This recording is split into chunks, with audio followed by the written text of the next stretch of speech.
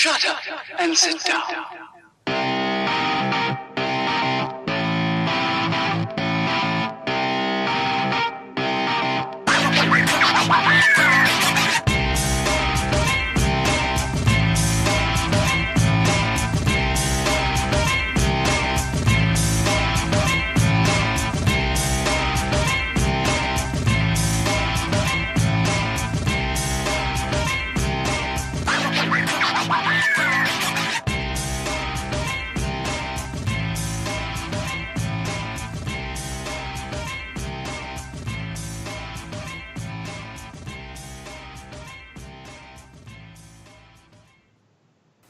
Well, hello, Internet.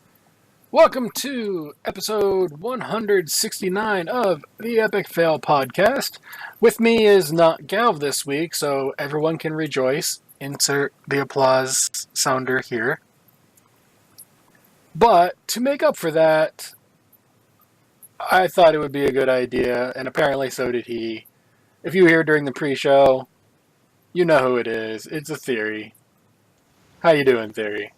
I'm good, and I realized I missed an opportunity. I could have made a Galv face to kind of go against his Theory mask, but I totally didn't think about it. I'm well, sir. How are you?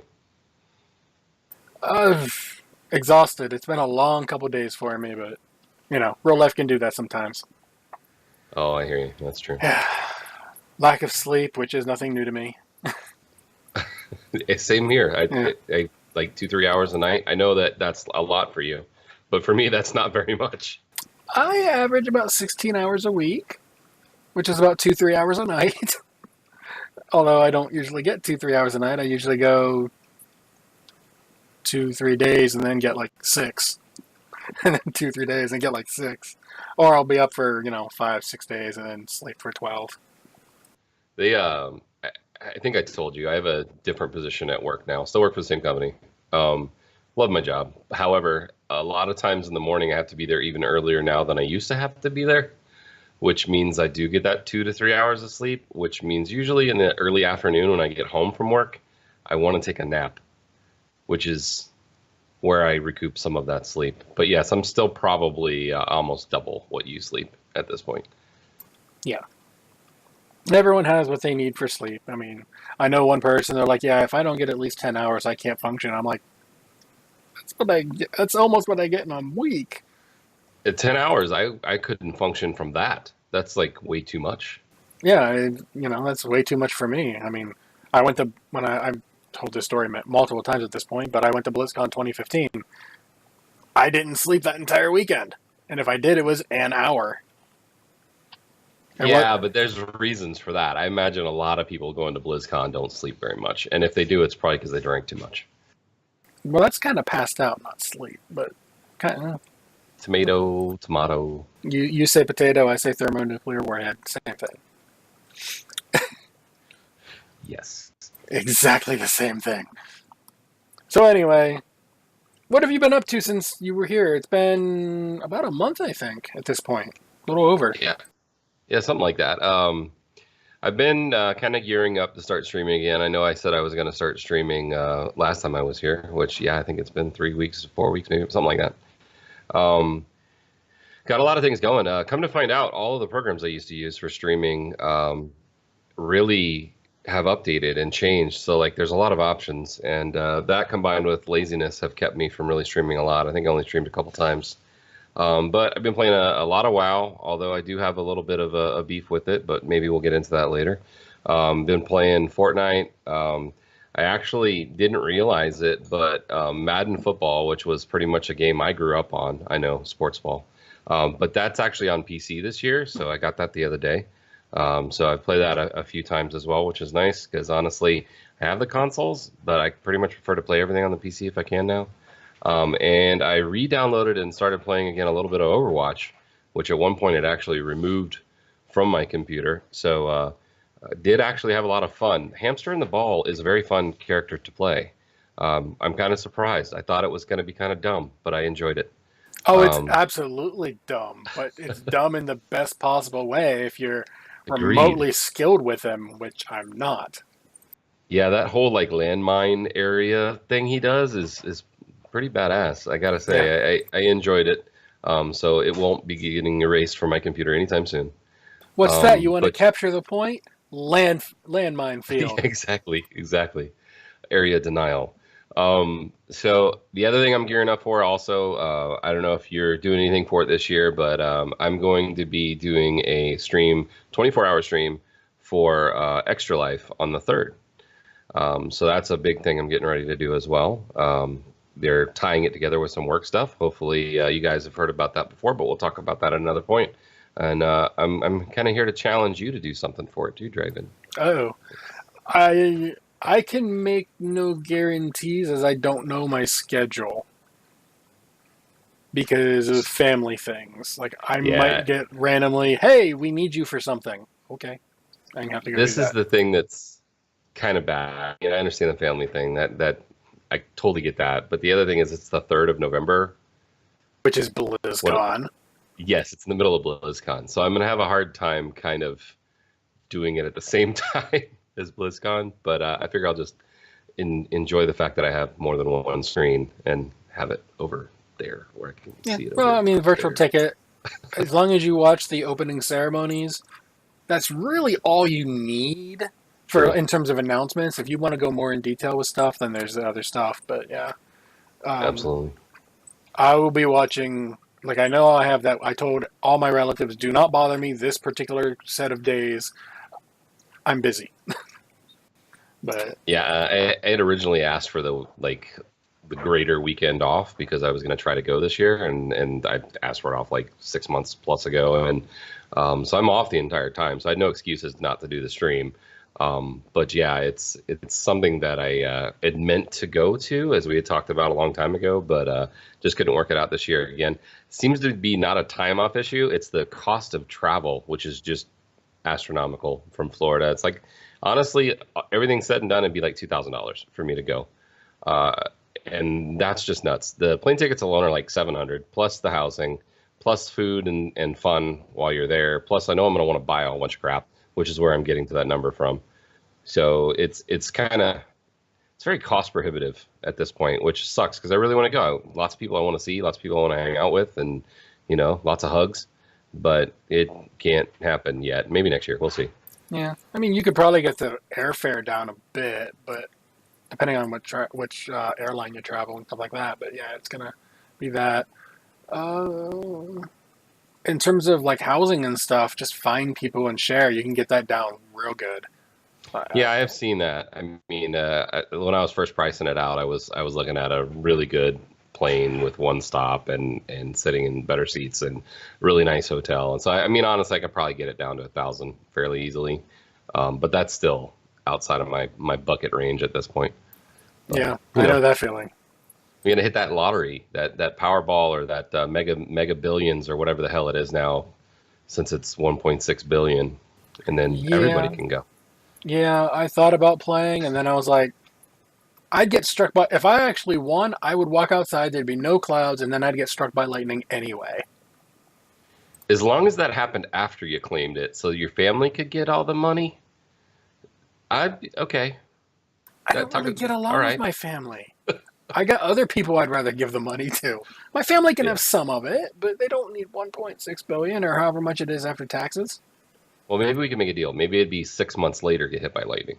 No, my luck would be oh yes I won. I'd go yeah outside and there'd be no clouds. All of a sudden lightning for Yeah. no reason except for no. Advanced, You can have no good things.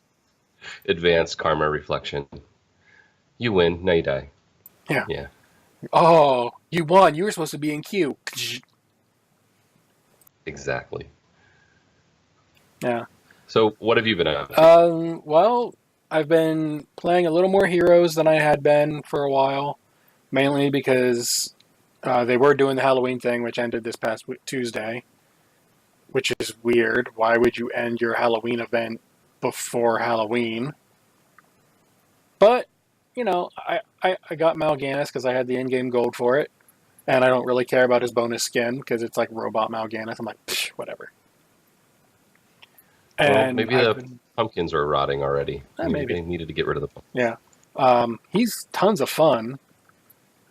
he gets if he gets a dedicated healer, he almost can't die, which is great.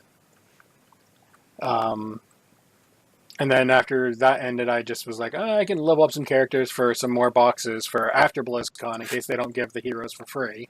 Because sometimes they do, sometimes they don't. It's weird. And then I've been playing a ton of Overwatch, 100% Junkenstein. That's all I've played since Junkenstein. And I've switched off of McCree for Junkenstein.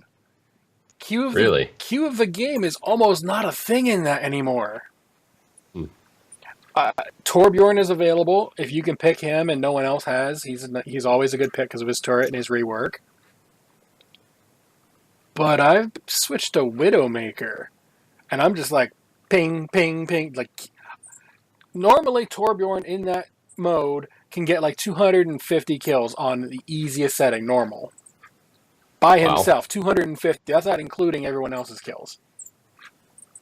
My Widowmaker, I'm getting on average 160-ish. Most of them. Lot too. And I'm like 50% headshot, like one-shot kill. I mean, obviously you can't do that with the bosses, but I'm just like ding, ding, ding, ding, ding, and I'm just like, and I'm having fun because everyone's like, why are you taking Widowmaker? She's garbage. And I'm just like, it'll be okay. So here's the question. In that version of the game, do they still give the, I don't know what you call it, like not recommendations, accommodations, but the player feedback? No, you don't get to do the feedback in arcade. That's too bad. That would be kind of cool. But I have been having a great time watching my Widowmaker with the mistletoe and knocking you down and stepping on you for the play of the game whenever it pops up, which isn't all the time, but it happens a lot more often than I expected with a Widowmaker and me being that Widowmaker. Yeah. But yeah, Torbjorn and Soldier, and then after that, depending on how high of difficulty you go, Soldier, Torbjorn, Zenyatta, and Brigitte. Those would be who I would say would be the top 4 for the levels up there. I mean, probably make do with other people. Someone was arguing, oh no, you must have McCree. I was like, no, you really don't. There's only one thing that you would need McCree for, and it's a lot less effective now because it takes longer. Unless he's stimmed. And Anna sucks in that mode. So, yeah. Whatever. People can play what they want, and unless it's like the super hard mode, you're probably going to finish unless someone sucks. Well, maybe that's the reason they took away the player feedback from it, is because they don't want people getting on each other because they pick something they don't think they should play. But I'm with you. If you can play something that somebody's dogging on and then actually pretty much lead the team, that's kind of a nice way to put it back in their face. But to be honest, do you think those people even look at the results and see that they were wrong? Generally, you get to the player cards, and then that's when everyone leaves. Or if they didn't get play of the game, that's when they leave. I will at least wait for the player cards because I want to see the stats. Like, how many kills did I have? That kind of thing. Because I don't hit tab during the thing. I'm too busy firing all the time. Yeah, if you hit tab in the middle of that, you could easily screw yourself up. Yeah, plus with my little perch for Widowmaker, if I hit tab, I might not see one of those things get flung at me, and I could die from the little elite dudes that fling the weird magic orb of death stuff. That should be the name of ability. That's a new mage ability. Weird magic orb of death. Weird magic orb of death stuff. Yes. You gotta have that stuff in there to make it super official. Totally. Yeah. All right. Well, yeah. Other than that, WoW. Obviously, I've been playing that. I've got max level on both sides, which is no secret. It's been there for a while. I started leveling up my Alliance Demon Hunter instead of anything else because I don't know why. But I'm going through... Demon Hunter's fun right now. Yeah, well, I'm having tons of fun on my Horde side. I got to actually go into Uldir on my Demon Hunter this week on Friday with Scott Johnson and Kyle Ferguson and all them. They do a Friday stream team, and they're just going through normal. But I'm doing competitive DPS 13 to 15 item levels lower on my Demon Hunter compared to my Paladin. Yeah. And I'm just like, this doesn't seem right. Now, I have a demon hunter, I have the paladin, I have the warrior, all capped. They're all alliance though.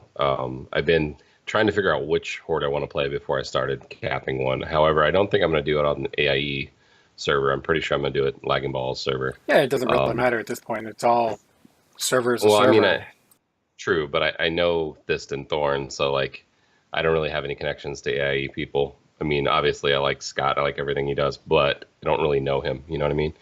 So, I can tell you that on my Demon Hunter, I was putting out almost double the amount of DPS than I was on my Warrior until I went Arms. And then Arms is crazy spiky, so during those spikes, nothing can hang. But when you're not in those spikes, your DPS is pretty garbo. But Paladin is kind of right in the middle for me. It's like it does really well on crazy AoE situations for me. But the single target is meh. I mean, it depends on what you got for stats and talents and stuff. Like, I know my Paladin is intentionally, and I don't change it, because every fight has cleave in it, and almost nothing is single target the whole time. Yeah. I have it's pretty much AoE. It's a light AoE. It's not like the full-on AoE spec, but it's a light AoE, so I can still do a little bit of single, too. But that's pretty much how mine was, too. I looked at your spec when I was trying to figure out mine, and copied most of it. I changed a couple of things, but as you know, and our audience probably doesn't know, I've switched back to tanking. We recently had to replace a tank on our raid team, which it's never good to lose good players. Don't get me wrong, I'm not happy that we lost the tank that we did, which was to a work thing. So it's not like he up and quit or rage quit or anything else, but his schedule changed, which is unfortunate for us because he's a really good player. But I am happy that I'm back to tanking again, because to be honest, I missed it. I like tanking. You do seem to have a tanking personality to me. Is I don't know if that's a compliment. It was meant to be a compliment. Don't get used to it, but it was meant as a compliment. Wow, you heard it here first, folks. Draven gave a compliment. But no, I mean, everybody gets one. As far as tanking goes, they fixed the main problem I had with my Paladin way back when we were doing mythics with CTM, and I decided to switch because they were broken. But now they're pretty good. They're not the best, but I would say they're top 3 or 4 of other tanks right now. And yeah, I know all the tanks for the most part, except for 2, are pretty close. But yeah, I mean, I enjoy the Paladin. I know monks and blood death knights, at least currently, are considered the top 2 overall.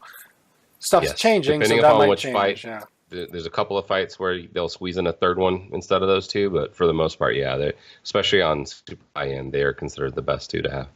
Yeah, but I just we were going through and we did some trash pulls. Getting back to my Demon Hunter real quick before we get into the news.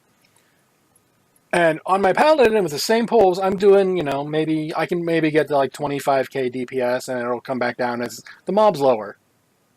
With the Demon Hunter, I saw a spike at 56k. I can't get that high on my Paladin. I'm just like, I mean, okay, fine. I've got my little AoE aura, the immolation thing, so that's doing some. I got my I-beam, and then I've got my I jump up in the air, and all these little orbs fly out from me and hit everything in range. So the more things that are in range, obviously, the more things I'm going to hit. And so that's going to be a ton of DPS right there. I'm like, I looked at the number, and I'm like, 56k. I'm like, screenshots! Because the only other time I've ever seen numbers that high is in the one dungeon where you're in the freaking cannon. Yeah. And that's just cheating. Well, so I got to bring it to something else. Like Zol in the beginning, when we started doing Zol, really heroic progression. I mean, also on normal a little bit, but really on heroic progression because of the way that we were pulling that.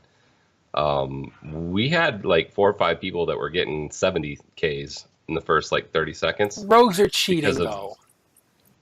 It wasn't just Fate. Now, don't get me wrong. That's why I said very rogues. Good. Plural. Right, but there was only one rogue that was hitting those. And there 70s. Was a Demon Hunter, I think. I mean, it was just it's the AoE Supreme classes that was doing it. We had a rogue, we had a Demon Hunter, we had a monk, and I think I was on my Paladin at the time. Pretty sure I was on my Paladin at the time. Not 100%, but I'm pretty sure I was. And yeah, it's because the one poll I actually beat them, so I had to talk smack. But yeah, I was like 76K. Now it was only for 25 seconds or something, but it was still amazing. So I'll take it. Yeah, I mean that fight is designed for the AoE, at least at the beginning, and then for most of the fight it's AoE until the last like 35% or so. Yeah, but true. That's the one downside of my build is the burst takes a while to get there. Like everyone else has instant burst, and mine's more like, okay, here we go. And by that time, everything's dead because everyone else is doing 76K. Exactly, yeah.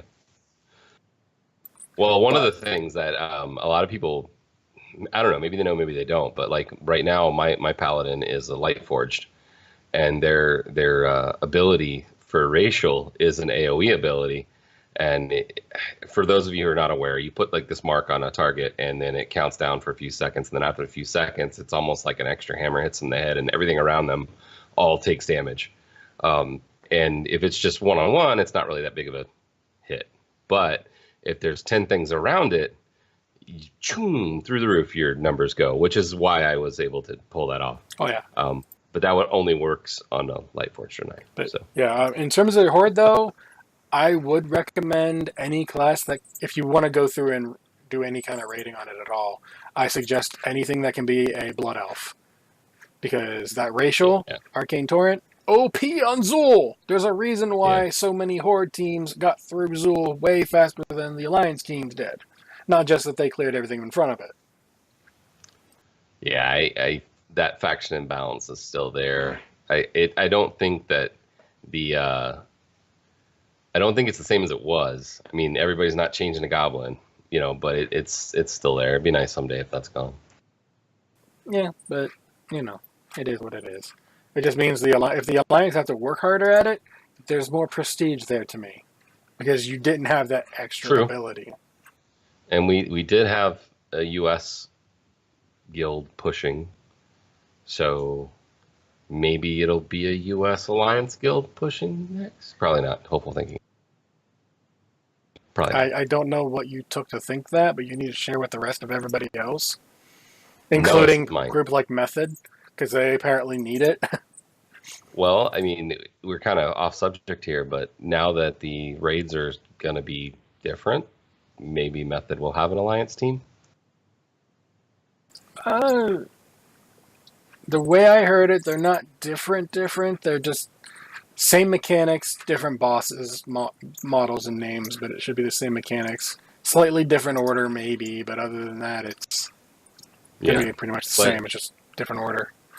I'm just thinking if I was the best in the world, right? And now Blizzard's going to have a list that says top Horde and top Alliance. I would want to be on the top of both. And Method seems to be way more competitive than I am. I don't think that they're looking at it like, oh, we have plenty of time to do this. I don't think that's happening because they're going to be like, oh, crap. That's just more.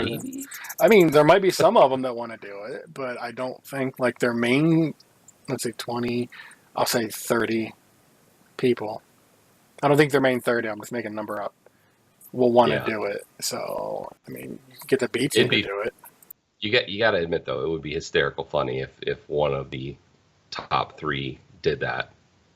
And got it. Yes, totally. Yeah, that would be fun. Anyway, we should probably do some news because it's been like 20 minutes and we haven't done any of it yet. But, with this show, we're like rails. We don't need rails. Especially when I'm here.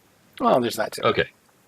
Anyway, so as you probably noticed with the title art, I'm going to bring it back up again. Look at the bottom left corner. You can see a map of BlizzCon. It is the entire Anaheim Convention Center, including the new edition that was put on last year, which is now finished for this year.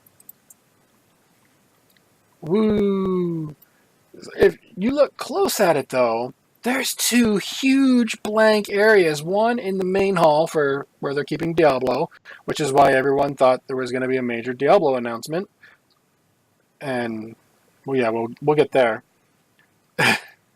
And then there's another one in the WoW section. I mean, I don't think that whole section is going to be WoW Classic computers. So, yeah, I don't know, man. There might be a lot of people that want to play that, but if it takes an hour to get to level 5, then maybe people will never get off the computers. Maybe they really do need that much room. Maybe. I mean, it's just going to be a demo, so you're not going to, I'm thinking maybe get to level 5 if you're lucky. But usually, like, demos and stuff like that, you get, like, half an hour or so, and then you got to move. Unless you're a streamer, and then you get whatever time you want, or however long you're slotted for. It's going to be Northshire Abbey, and you're human, and you can get to level 3, and then your time's up. Yeah. Here you go. We heard you want classic. Here's the grind fest that it used to be. Remember all those games that were supposed to be WoW killers, and you came back to us because they were grind fest? Here you go. Yeah, it'll be interesting. I'm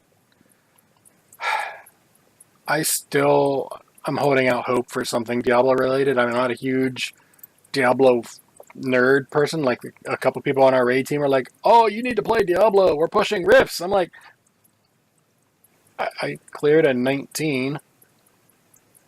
It was barely on time, but I never did get, never did finish the last season's achievements because I never went back and got some gear.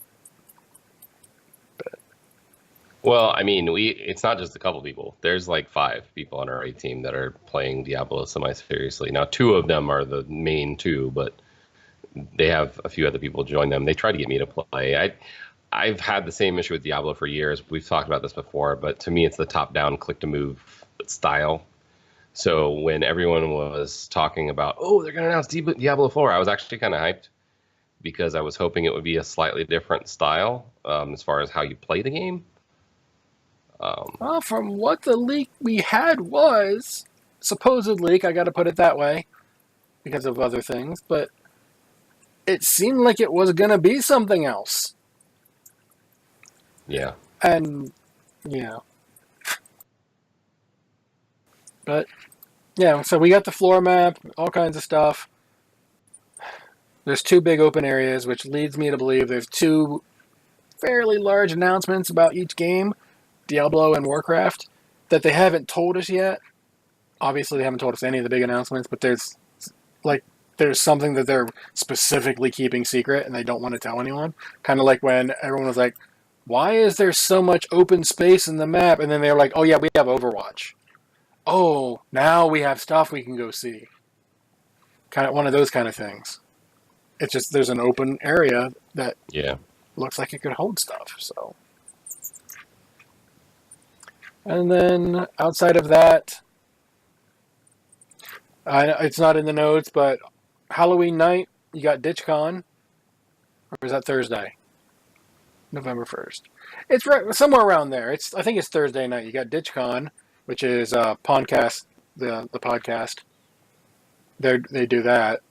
It's over. The podcast is called DitchCon? No, the DitchCon is the name of the party. Podcast. Okay, which podcast? PWN cast. Oh, Pawn. Okay. Yeah, they're the ones throwing it, and I think it's on the 1st. It might be on Halloween. I don't remember if it's Wednesday or Thursday night. That's pretty cool. Yeah. And then there's no CTR party, which means your Friday just opened up for the Wowhead party, which may or may not be your thing. I don't know. Just some years are better than others, which is kind of the case with everything.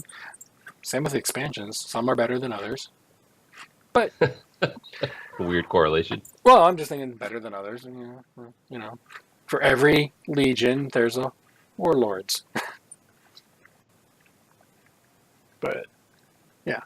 So, Wowhead Party, you actually need tickets to get in, but they're free, so you just, go over to Wowhead, look up their thing. You got to go over to Eventbrite, which anyone who's listened to the show knows my thoughts on Eventbrite. And you mean forever queued? Yeah. I went through like 6 times while you were sitting in the waiting room. That doesn't seem right. But yeah, it's, those are the big parties that I'm aware of. You got your DitchCon, which is still kind of an undergroundish party, but it's been gaining traction the last couple of years. And then you got the Wildhead Party, and I know there's other parties. Like I know on Sunday there's a big group of people that go to Disneyland, whether it's all together or not. Like even some of the Blizzard employees go over there. But those are the major parties that I'm aware of. Hey everybody, this is Draven in post during edits and all that. I'm an idiot and I completely forgot that Con Before the Storm is a thing. So Con Before the Storm is on Thursday, and that's definitely something you want to check out. So you have Wednesday's DitchCon, because I actually looked it up, Thursday Con Before the Storm, and Friday the Wowhead Party. So yeah, forgive my ignorance during the live broadcast, and go check out all of them, because they're all going to be fun, they're all going to be worth it. I wish I could be there. Yeah, I was hoping there'd be a CTR party once I found out I wasn't going to go this year. So it's kind of a bummer for me that they're not having one. Because to be perfectly honest, the Wowhead party, although they do stream it, I'm not trying to dog on anyone, but the quality of stream CTR party versus Wowhead party for the past 2 years, CTR party has been way better. And part of that's because of how good a job Cuddles did. Part of that's because of how good a job they did organizing the party. And I think it's probably partially due to the fact that CTR wanted the stream to be good. And the Wowhead party wants the party to be good. So, maybe it's just a difference of what's, the priority for them. But the stream for the Wowhead party, although you see a lot of, internet famous people, it's kind of hard to watch, to be perfectly honest. At least it has been. All right, now Alessander in chat is bringing up StarCraft Barcade all day across the street. And apparently she's been telling it for, 3 weeks. So here you go. There you go. There's a StarCraft Barcade across the street at some point during BlizzCon weekend. But yeah, in terms of the Wowhead party, I haven't been watching it the last couple of years. The last time I sat down and watched it was in 2014 when Gamebreaker was still a thing and they were doing it. Yeah. And they went out of their way. They wanted the party to be good, but they also wanted the stream to be good. Yeah, So, Panzer / Trade Chat did it, I think, the last 2 years, I'm pretty sure. Yeah. She was fine. It's just that, it seems like they need someone to direct it. Then it would be good. But yeah, I miss Gamebreaker. They did a pretty good job way back when. Yeah, unfortunately, I know too many things about behind the scenes Gamebreaker stuff to be like, yeah, they could come back. That ain't gonna happen. Yeah, I don't think that's gonna happen. And that's with the people they had. It ain't gonna happen. There's some drama behind the scenes that I don't want to talk about. That I know too much about. So moving on, Diablo news. Yes, we have some again. Yeah. And some of it's good news, kind of, ish, sort of, and some of it isn't, unless you don't care. And then it's all good news because you won't care about the bad news. So we're going to start with the not as good news. You know how everyone was saying, oh, Diablo 4 is coming, yeah! And we even had a whole thing about how last week where we were talking about this is the leak and all that. This could be what it is, basically. Not quite an MMO, but kind of an MMO version. And then Blizzard was like, guys, you might want to lower your hopes a little bit because that's not what we got. Yeah, I heard on a couple other streams the ideas behind this and how they basically were just trying to kind of save face beforehand because everyone was getting so hyped about it. I definitely thought we were getting a Diablo 4, but I thought we were getting an announcement for Diablo 4 and not much else.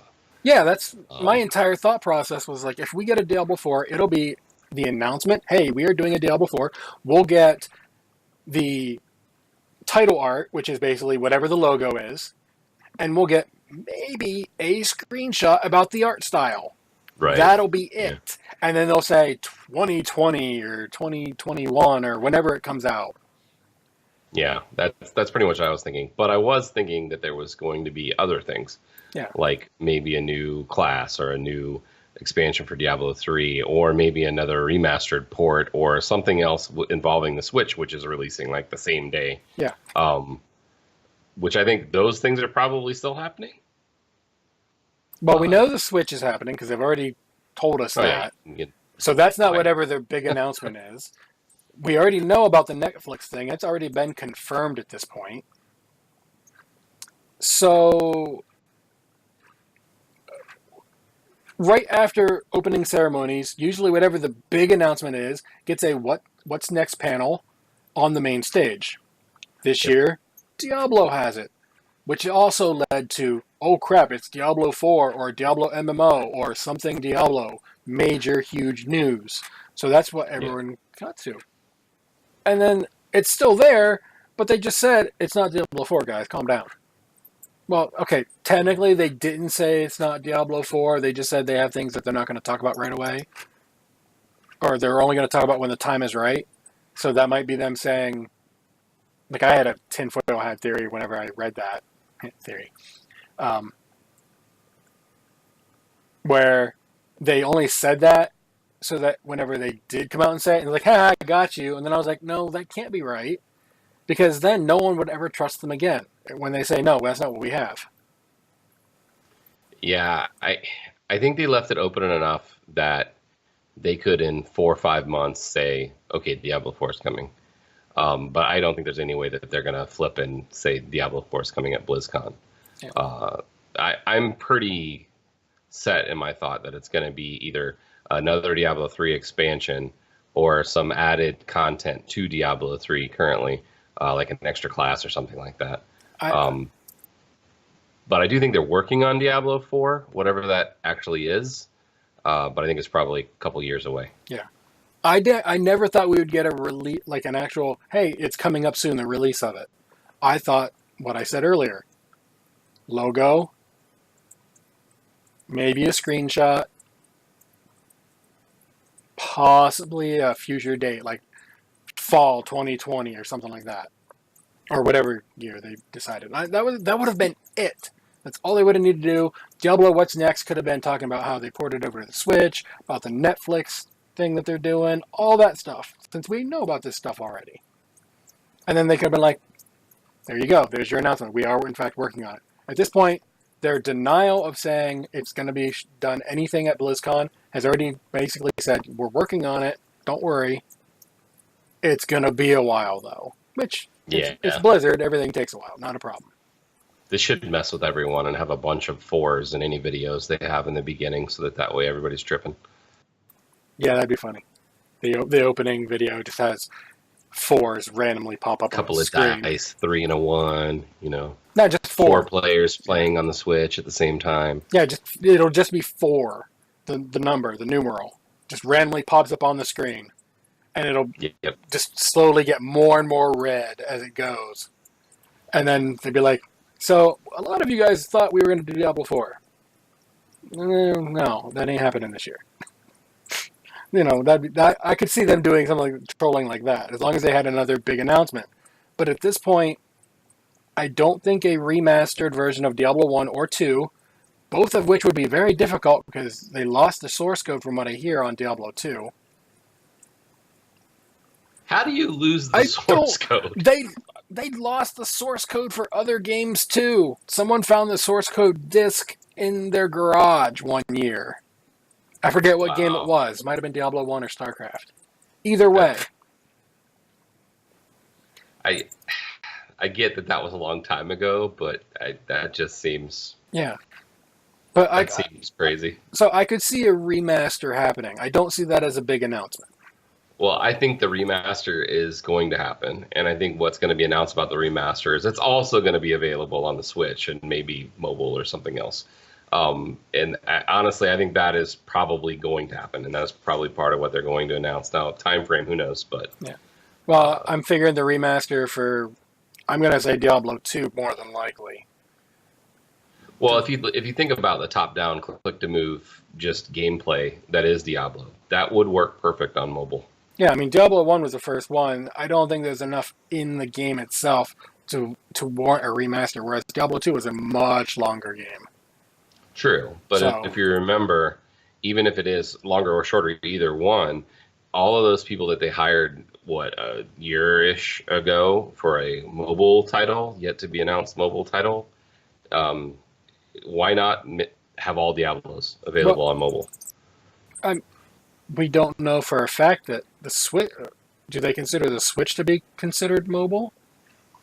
I think so, Kind of are. but So I think it's going to expand past the Switch. I think it's going to be on iOS and Android.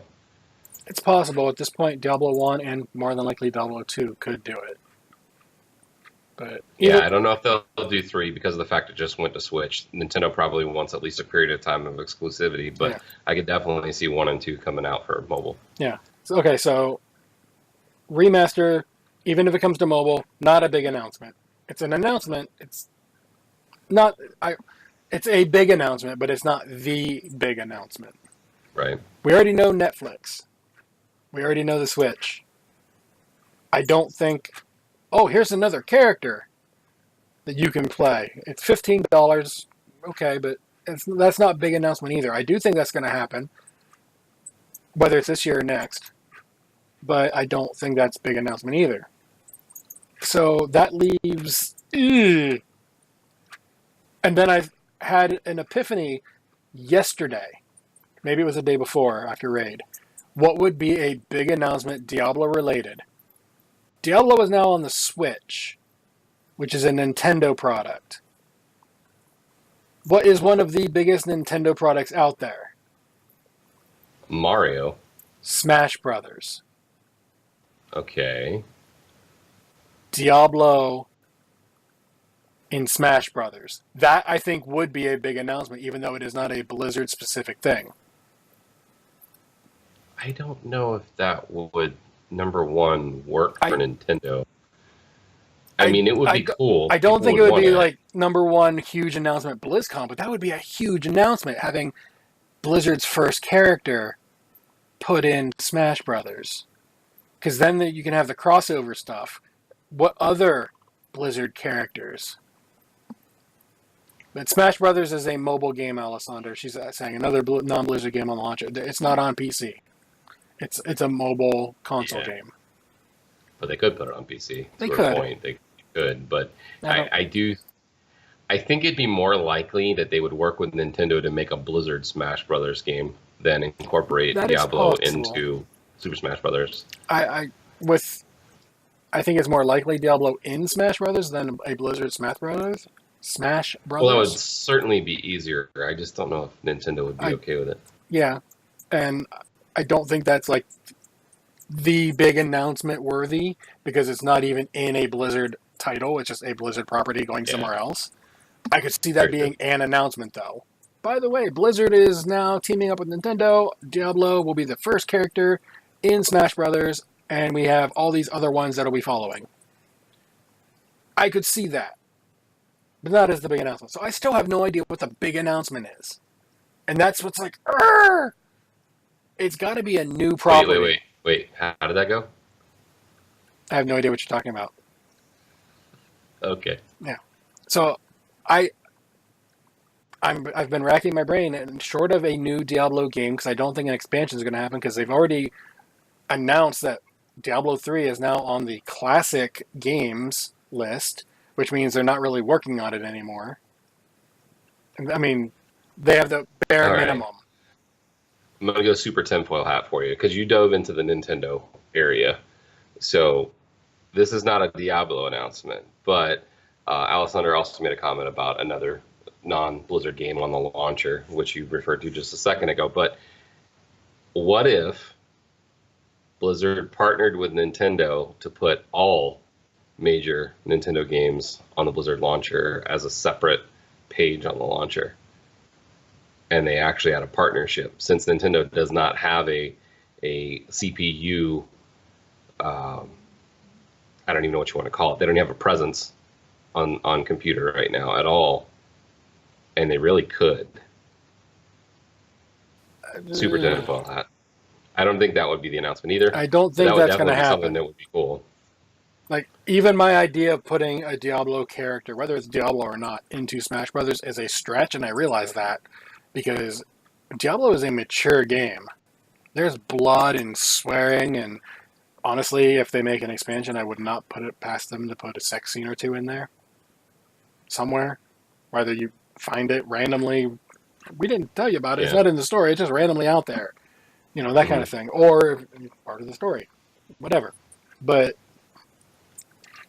Nintendo is very, with the exception of Fortnite, which is still kind of kid-friendly-ish. That's Fortnite is not Nintendo. It's Epic. Yeah, but it's on the Switch, is where Gotcha. I was going Okay. with that. With the exception of Fortnite being on the Switch, they don't really have any non-kid friendly games on the Switch. It's all Nintendo is very True. a kid friendly company, so I don't know that putting them with these other things would work. Yeah. I I don't. think it's more of working with them to create a Nintendo launcher that would be basically the same as the Battle.net Blizzard launcher, because like all computer games at this point are going to a launcher standard where you have some program that the company who makes it or distributes it, you load that in order to load the game. For example, I talked about how I just got Madden on the computer. I had to sign into an Origin account I've had for like 15 years or something from Star Wars game, whatever it was called, that came out almost 15 years ago. So like I had to have their launcher in order to play Madden on the computer. So like I'm just thinking, what would Nintendo gain out of that partnership beyond more sales? You know, I don't know. We'll see. But yeah, I mean, who knows?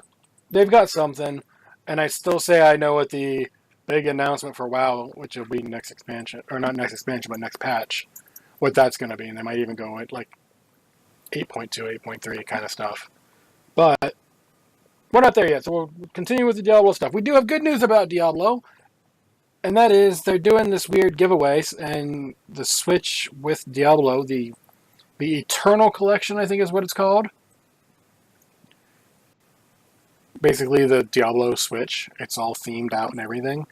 They're giving away that among other things like actual weapon replicas.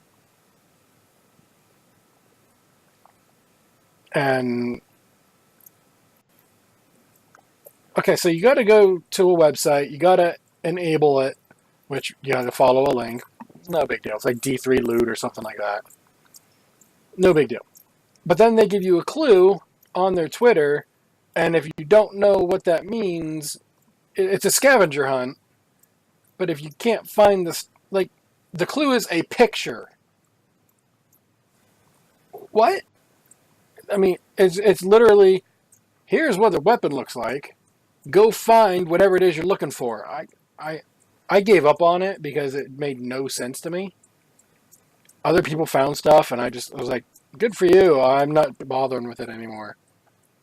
But there is a scavenger hunt out there for Diablo. I'm kind of surprised you're not all about this, to be honest. There are certain things like Ready Player One. I got real into this kind of thing. Dark Knight, whenever it came out, I was real into that one too. I just happened to find it late. So I was always so far behind I could never catch up. And I mean, and Alessander here is putting in chat, the WoW Secrets Discord, the one that finds all the hidden stuff. They start with nothing and they just scour everything. They don't. Yeah, that's true. Yeah, as much as full respect to them, Plus, not going to happen for me. you can win it's a full Diablo Switch with accessories, right? Isn't that what you can? That's one of the for Eternal Collection. Yeah, that's one of the things. Switch bundle. I don't Yeah, give so a like, crap about that though. Demon hides in the cloud, yet you can trap and take him in your pocket. So it's Pokemon. Yeah. Go to a Pokemon website, maybe it's there. Yeah. Another Nintendo. You know what? That's what it is. It's Blizzard Pokemon Go. No. No? No. But like I was looking at some of the other possible prizes, which are weapon replicas. I looked at each one. I was like, please have Ashbringer or Corrupted Ashbringer. I will spend every waking moment trying to win that. It wasn't on the list. I didn't care anymore. I walked away. Kind of like Pokemon Go. I just walked away from it. I never started playing it or downloading it or any of that, but I walked away from it like I don't care.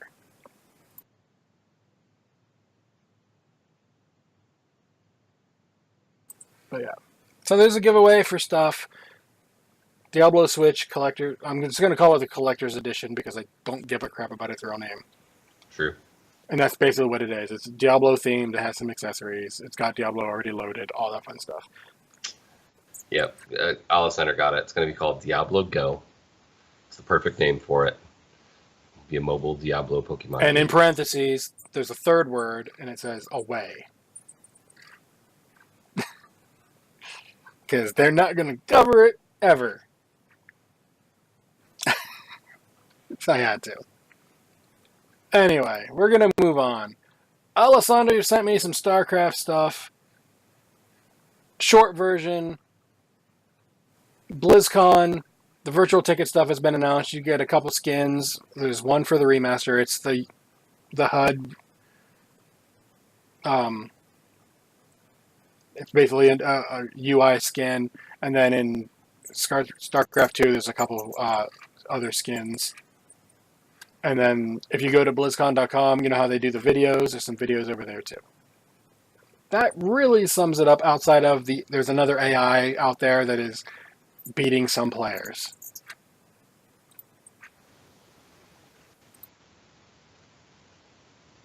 Yeah, and they announced the virtual ticket thing, right? Yeah, that's the That's prizes. the skins. Yeah. Okay. Yeah. So, real quick, Mhm. since you already had said that part, do you think that the virtual ticket prizes for StarCraft are better than the ones for Warcraft? Honestly, I never expect anything for StarCraft virtual ticket stuff. I think they're always going to be lame because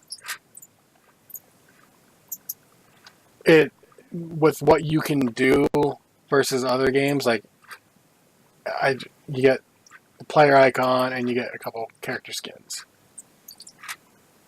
And just to mention to Alessander, that is not exactly what you sent. I was paraphrasing it down and probably misquoting. Yeah, and there's also a what was it? BlizzCon announced a remastered contest from last season's champions. That was in too. Yeah. Which I think it's interesting they're doing it on remastered, but I guess that makes sense. Yeah, people are playing it, so why not? Tournaments, yeah. Yeah, that's where the people play. That's where you're gonna throw your attention at it. So yes, I misquoted Alessander more than likely. I definitely paraphrased it down. But he appreciates the fact that you send him all of the amazing information that you do. Yeah. Do you like Positive Theory? This is Positive Theory. Yeah. I acknowledge that she sent me stuff. I acknowledged it even further by talking about it at least a little bit, however inaccurately that may have been. And at least I'm giving it the time of day, unlike Heroes, which only got time of day during the first 20 minutes where I talked about Mal'Ganis, who came out last week. There's nothing new for Heroes this week. Why did she say I'm a girl? Did one of us call her a him? I'm confused. If I did, I apologize. Yeah. Whatever. I probably did too. If I did, sorry. I know you're a girl, Alessander, because I see Allie at the front, so I just assume you're a girl. Plus, you've told me you're a girl, and you've been on the show. I've heard your voice. I know you're a girl.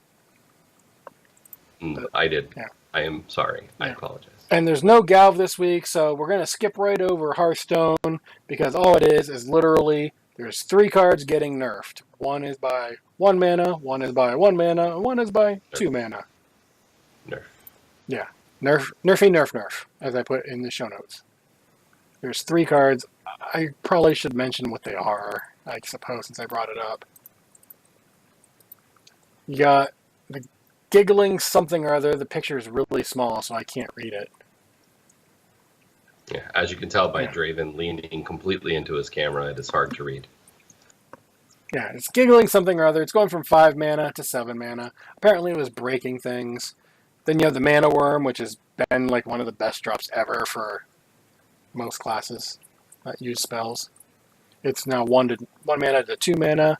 And then, I don't understand this one, but apparently it was breaking things again. Aviana, which was every menu will now cost 1 after this, is now 10 mana instead of 9. There's your Hearthstone news, which is more than I usually say about it. So that brings us to Overwatch, which really doesn't have anything new this week either, outside of Junkenstein started recently. But that's been going on for a little bit now. Yeah, and the creepy background with the Hammy eating a pumpkin. Zombie Hammond, yeah. Which is totally creepy. Not at all. Especially when you forget the game's open, and you just hear it in the background, and you're like, what the heck is that? I have no idea what you're talking about. But the big news for Overwatch is, since I did actually load it up today, you have 7 days, if you haven't done your placement matches, to do those. I haven't done mine yet. I kept meaning to, and then, I stopped playing for a while because WoW expansion, or, it's Junkenstein. That's what I'll be doing. So now I got to do my placement matches in 7 days, which means less time for Junkenstein or anything else. But I do have the new Widow skin, so that's cool.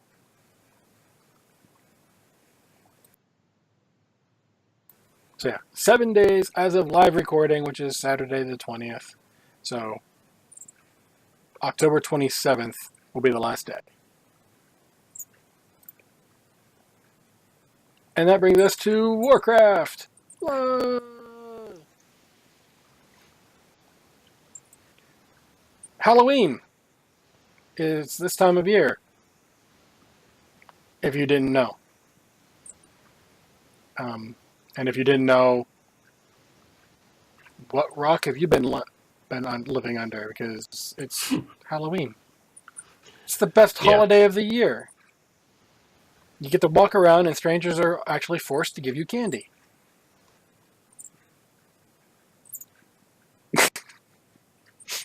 You don't let the rest of the year. You're not supposed to take the strangers' candy. Yeah, the rest of the year you're supposed to avoid. The rest of the year you avoid the strangers in the white vans without windows. This time of year you're supposed to take their candy. Disclaimer: that's a joke. Don't take candy. Avoid the white vans even this time of year. You go to people's houses.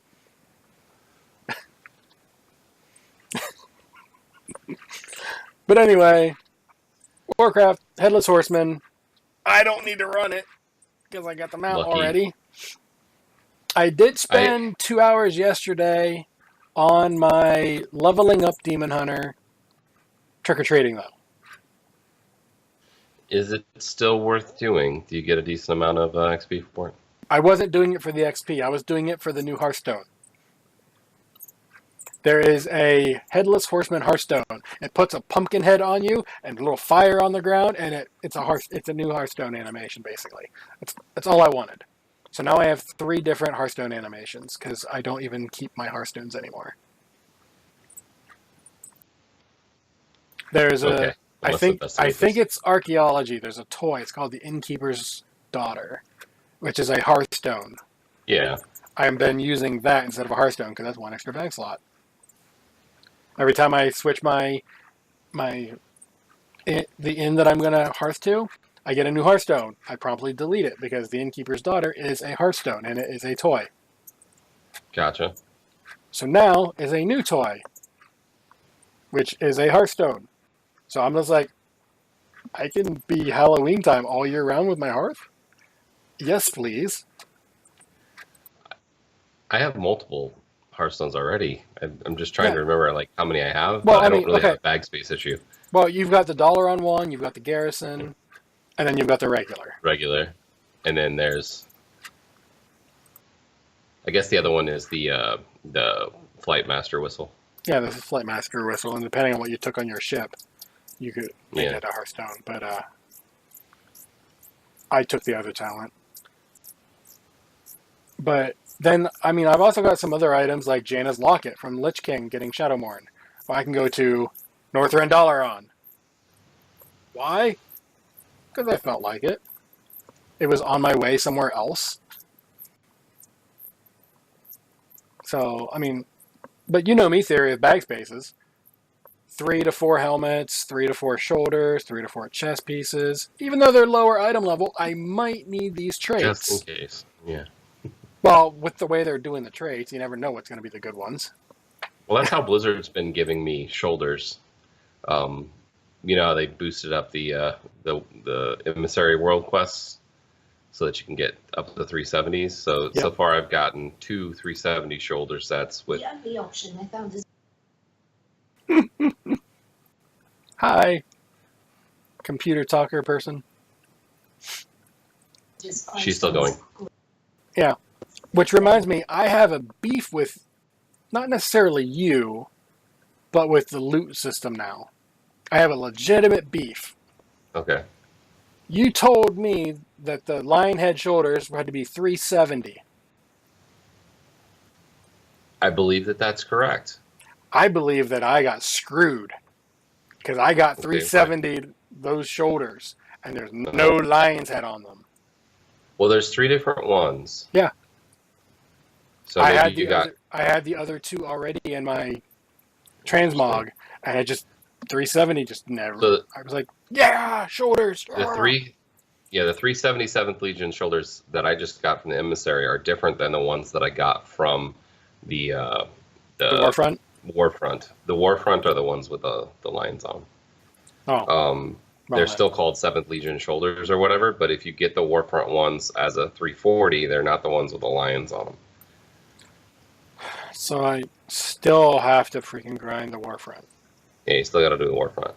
I think if you get the drop from the world boss, that you can still get the lion head ones, but otherwise you have to do it for completing the Warfront. So yeah, sorry.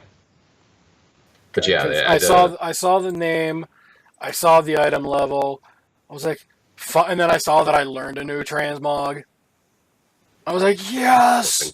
And then I looked at him. I was like, screw you. Now you need to level a plate wearing horde so that you can have the 7th Legion shoulders on your horde. It's Alliance only, so it will switch over to Honorbound. Yes. Oh, that's 7th Legion is the Alliance faction. Honorbound is the Horde faction, so you just get the Horde version instead. So I need to level up another plate wearing Alliance character, which would be my Death Knight or one of my other paladins. Well, that's how I got them on my paladin. Is they dropped on my warrior. I'm tired of leveling all my characters. I got the big love rocket. I was like, yes, I don't have to level them all right away anymore. No, apparently I do. So before the HomePod interrupted me with whatever the hell she was saying, I don't even know. I was saying how I gotten multiple emissary 370 shoulders that had completely different traits on them. So I ended up keeping both of them. Meanwhile, I still have 355 helm and chest, but I've gotten multiple 370 or higher shoulders. I don't think it can go higher, but anyway. So for Azerite out of emissary, no, 370 is as high as they go. They don't Warforge. Yep. But yeah, I mean, I've got my, and actually now that I'm thinking about it, I need to switch to my lower item level. I think it's a helm because it's not an old deer, and my stacks. I'd have two of the archive things, so it doesn't stack any higher, but it stacks more longer, basically. Yeah, they kind of screwed the pooch on that. You know, they tried to make it so that item level was king for most classes, and in a lot of ways, they made progress there. They didn't do it, but they made progress there. I haven't noticed any progress. It depends on your class, but like in a lot of the classes, especially from tank perspective, high item level is important. But when it comes to those Azerite traits, it does not matter. If you have 3 stacks of the best trait, it doesn't matter what level those pieces are. They're pretty much not as good. Some exceptions will still apply. Like I know outside of Old Deer, my 370 helmet is better than my 360 Old Deer helmet. Inside, however, it switches because of the reorigination array thingy. So, you know, well, there are some weirdness to it, but yeah, it's all about the traits. I'll give a little shout out to a website. If you've not heard of it yet, Blood Mallet is a website, bloodmallet.com, that you can go to and look up your class and actually take a look at the Azerite traits, and it'll tell you whether you have 1, 2, or 3 of the active traits and which ones are the most the highest number that they'll produce DPS wise. And for example, I pulled up a random one here. Fury Warriors, if you have Laser Matrix on 3, they are head and shoulders above everything else. Especially if you have 10 stacks, which I think we're coming up to almost being able to do 10 stacks. I think this week is 7, so next week will be 8. Yeah, so a couple more weeks. But if you did, 5 stacks of Laser Matrix, you're still head and shoulders above everything else, which is kind of crazy. Yeah, but they have it broken down, and most of the classes are there. The only ones that are not there are the ones that are not very well represented right now. And specs, of course. Yeah. But you can look at lots of different things. They also have listings for trinkets and stuff like that too. But it's amazing how that idea of item levels should be king was supposed to happen. But when it comes to Azerite armor, it is not at all the truth. Well, I mean, the only difference for this expansion from the last expansion is now it's 3 pieces of armor instead of just the 1 trinket. True. I'm looking at you, Arcano Crystal. Yeah. Yep. There's a couple of those too. I mean, if you look at the Dark Moon deck, I mean, it's the new Arcana Crystal. Yeah, for now. But that'll change here probably next raid. But just look at weapons. I have a 370 weapon, which, yay. I would gladly get rid of it for a 350 weapon of the same of whatever it is out of King's Rest. Maybe not 350, maybe 355. 360, probably, yes, for sure. And that's just no extra anything. If it Warforged beyond that, yeah. If it had a gem socket, holy crap. I mean, adding speed or leech would be great, but, whatever. So, I want to lower, that's why anytime I see King's Rest, I was like, I want to go. I haven't been spamming it like I did that 1-2 weeks where I was doing it 13 times a week. Because that got old quick. I was like, yeah, it's not going to happen, so not going to do it. Yeah.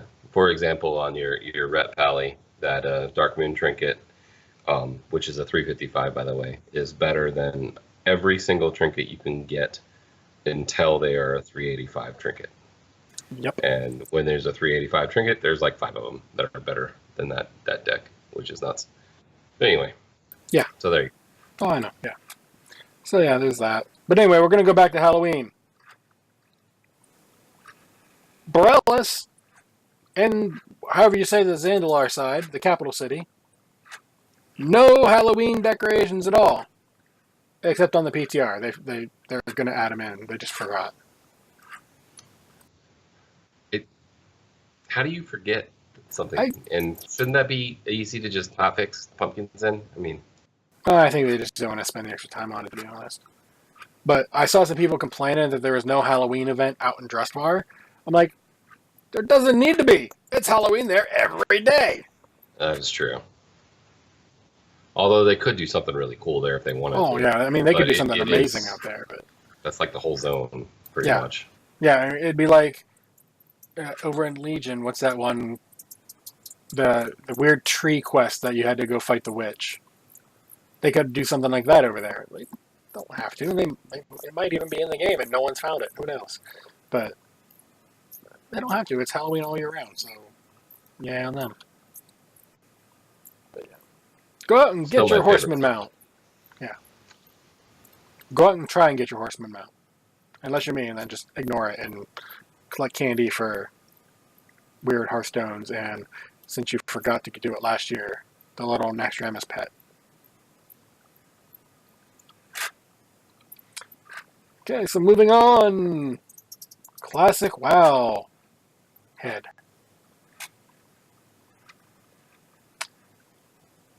I really, please, Wowhead, please do this for me. Instead of calling it Classic Wowhead, call it ThoughtBot presented by Wowhead.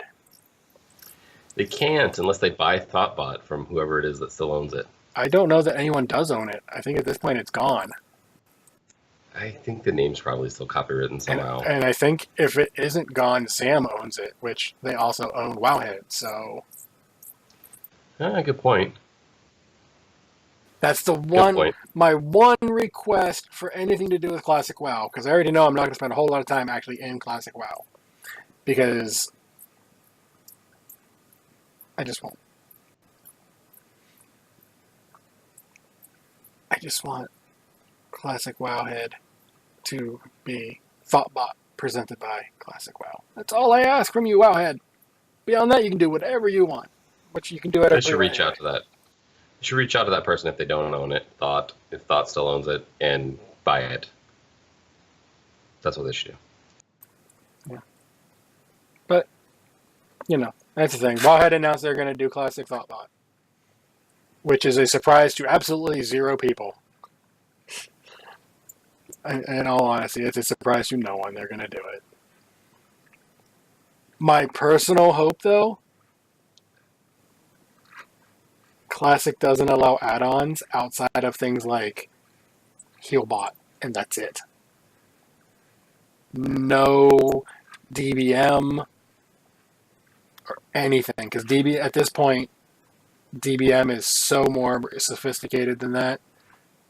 Or no big wigs or anything like that, because I don't think he's going to have time to do a Classic WoW DBM. Unless they use what he's got actually already done. But no add-ons at all would be a great thing for a Classic. Yeah, I don't know if they'll do that though. Like I said, I agree with you. I could don't think they see should. I could see having things like Healbot and stuff like that to make it a little easier on the healer, so you don't have to point and click all over and over. Not a problem, but I don't want to see DBM because it wasn't a thing back then, and if it was barely working. Quest Helper or something, whatever was back then, they had that back then towards the end. I could maybe see that one, but at this point, if you need it, why are you on Classic? Just play the regular game. If you want the real experience, don't use add-ons. But I was in a conversation with someone about Classic WoW the other day, and it finally dawned on them, oh crap, Alliance don't get Shaman, Horde don't get Paladin. I was like, yeah. And if you see a Paladin, they're a healer. Because that's all they were good for. If you see a Mage, if they're in Firelings, if they're in Molten Core, they're Frost. Because they are immune to fire damage. And they will spend 3 hours making cookies. Because that's how it worked back then. All the quality of life changes that everyone's like, oh my god, thank god, I don't have to feed my pet. I don't have to worry about ammunition for my hunter. I don't have to blah, blah, blah, blah, blah. All those things are back in Classic. And they're just like, So, yeah. All those things they took away for quality of life, they're back. There is no group finder. Someone threw a fit because they're like, there's not going to be a group finder. How am I going to find a group? You're going to go to trade chat and ask for a tank for 3 hours to find a dungeon. Yeah, exactly. And once you find a tank and a healer, unless you are one of those two, that's when you look for DPS. Because if you just look for DPS, you're going to be sitting in trade chat for hours. Well, you're going to be doing that anyway, but... Summon stones make a comeback. Yep. Speaking of summon stones, not really, but... Wowhead put up this little article about Mythic Plus and the optimum routes to take in the Mythic Pluses. What trash you need to kill for that and all that. And I'm like, that's actually really good. Hopefully there's an add-on for that. There is. Yeah, there is. Yeah. I don't have it because I don't tank. Well, there's a couple actually. The Methods Dungeon Guide is the one that I have, which it doesn't necessarily tell you where to go, but you can use it as a group to plan out where you're going to go ahead of time. And it does tell you the percentage of each mob. This is good information, though, that WoW had put together for sure. And they actually even have some individual things for different classes as well. So you can click on your class and spec and get any kind of tips or tricks that they're giving out, which there's quite a bit. So it's definitely worth flipping through. Yeah, if you don't want the add-on. Have that add-on. Yeah. First off, I don't know why you would go to Wowhead for this particular thing if you didn't already have the add-on, except for you're someone like me and, oh, it's news, put it in news for the podcast. But if you're already pushing Mythic Pluses and you want the optimum route, you probably already have the add-ons anyway. So, I'm glad the information's out there for the public, don't get me wrong. But it's one of those, this makes no sense upon, thinking about it. Yeah, to be perfectly honest, the class and spec guides for Mythic Plus are a little bit better utilized, I would say, for a lot of people than the actual roots part of the guide. They even go into detail about what talents you should choose and that kind of thing for your class and spec, which is obviously a lot of it's subject to personal play, but and each pretty week, good guide. Right, true, depending upon what teaming or fortified it is, right? Yeah. Do you have a single target the boss? Well, then you want your single target DPS spec. Is trash giving you problems? Well, you need your AoE spec. And you can't switch after you start. Which I'm glad for, because that makes me look way less lazy. Because I wouldn't have switched. Unless you're a Blood DK and you're with 4 Blood DKs, right? Yeah. Well, then you just each have your own spec and be like, yeah, we're each going to have our own when we go in. And then you're going to finish up freaking plus 19 in time as 5 Blood Death Knights. Because that's a thing. Do you think it's more impressive that 5 Blood DKs can do a 19 in time, or the 1 Blood DK who summons in-game bosses? I don't know. Did they switch back to DK, or are they still on the Demon Hunter? I've seen them do multiple tunes actually, because they did something with a Paladin not that long ago. But that was somebody else. Oh, okay. But like, just thinking about the actual what they did, do you think a 19 with 5 Blood DKs is more impressive than a Blood DK killing 1 Invoss? I think it's kind of the same, but 5 Blood DKs, you could battle res like crazy, and pretty much never in die. a Mythic Plus, it's just like in Raid, you're on a timer. It's a timer, right? But they're also freaking Death Knights, which are the biggest self-healing class in the game. Right. Outside of an actual healer, but they can do some serious damage too, as I've seen, because even Blood Death Knights can outburst me at the beginning of a fight. Yeah. I mean, I take over by the end of the fight, but still. What would be more impressive? It depends on the boss, I suppose. The one raid boss, like. I think the in-time part is really the impressive part. I'm not surprised at all that they could complete it, but completing it in time is... Yeah, plus if you look at most DPS that's running 19s, they're doing like 15 to 20k DPS.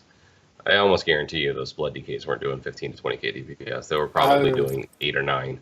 I'm thinking they probably were doing that, simply because they maybe probably had on trash, not on bosses. Well, they probably brought the trash to the bosses. Maybe. Because they're freaking Blood DKs. I can heal through it, and if I can't, you can taunt. It's fine. So, yeah. Yeah, I would say the in-time plus 19 would be slightly, like, minusculely better overall. But I would say it's better. Because that's just nuts. Speaking of nuts and blocks, yeah, I know. I don't. No, that was a bad transition. I know. Someone decided to, inside the game Minecraft, create stormwind, and not like itty bitty stormwind. Full size, like you're in Warcraft Stormwind. Big size, huge Stormwind. I'm like I saw the preview of it and I was like, holy cow, that is huge. That is way more time than I would be willing to put into that. Good on you. Here's my round of applause. Yeah, they spent a lot of time on that. And if I recall, next up is Orgrimmar. I'm just like, I ain't got time for that. Apparently, someone does have time for it because they're doing it. I would imagine they're probably doing it like a little at a time. And like there was a live stream on it. I think that was when they completed it, not like the entire time they were working on it. So yeah, I mean that had to take a tremendous amount of time. Yeah. Oh crap! Wrong color. It's not that shade of gray. You can imagine them switching back and forth between the games too, or if they just like videotape themselves walking through it, and then are playing the tape back because they're trying to build it in Minecraft. I would imagine they probably. If I was going to use Stormwind as that, I would use that old "We Didn't Start the Fire" video because that pretty much had all of Stormwind, or most of Stormwind, and then you could just literally just pause it. Okay, build what you see. Go forward, build what you see.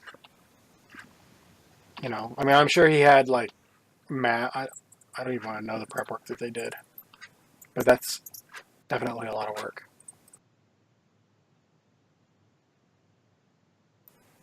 Speaking of working, that one was better than the Nuts one. That's debatable. You know that PvP guy that moved away from WoW and into some secret project? What was his name? Hala?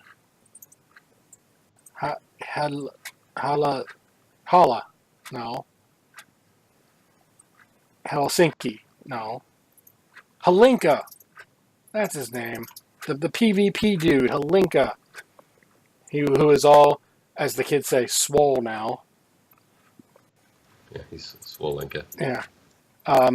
He's back on the WoW team as an lead encounter guy. So he's in charge of your raid bosses now and dungeon bosses.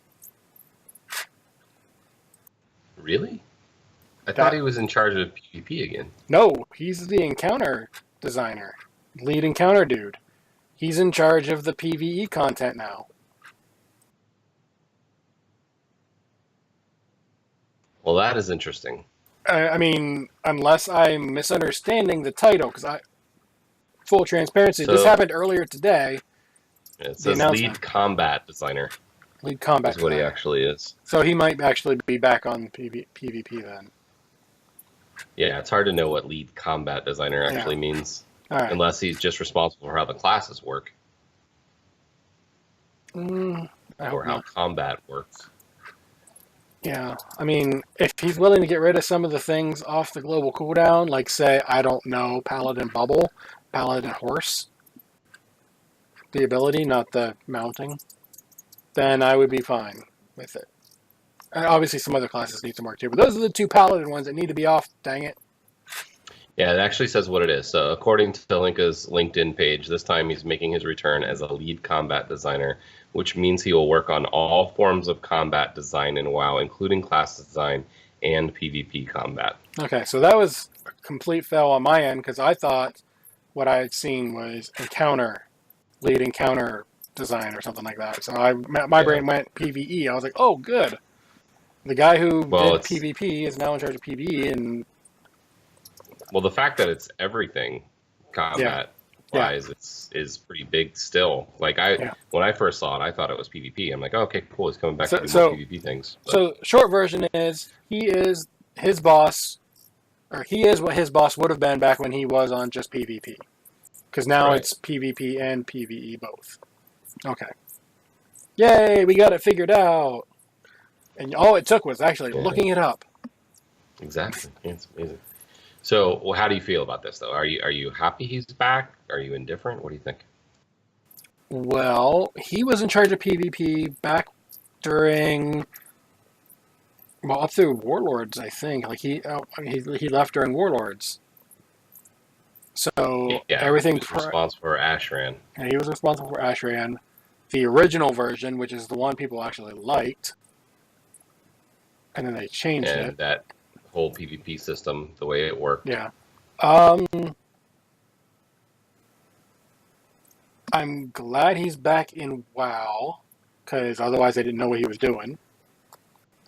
That being said, we'll see. I have no yay or nay outside of, at least now I know that person's name is doing something that I can equate to it, as opposed to, I don't know what he's doing now. So. Okay. So to me, this means whatever project he was working on is done, and they're going to announce it at BlizzCon. And they needed him back on WoW in order to fix some of the problems that they're having now. Which, whether he can do that or not, definitely remains to be seen. But when you say done, do you mean like they finished it, or they're like, nope, bad idea, put him back? I think that the role he was playing for that unannounced project he was working on has been finished. And that's part of what they're going to talk about at BlizzCon, which they pulled, if you remember, a whole bunch of people to it. So whatever role he was doing, I think he's finished. Yeah, I don't think they would have kicked him off of it. The timing's weird. With the names that they pulled that we know of, I mean, they pulled a lot of people, but some of the big names that we know of, I think they were rushing the Diablo Switch thing. Very possible. Now that that's a thing. So. Yeah. Yeah.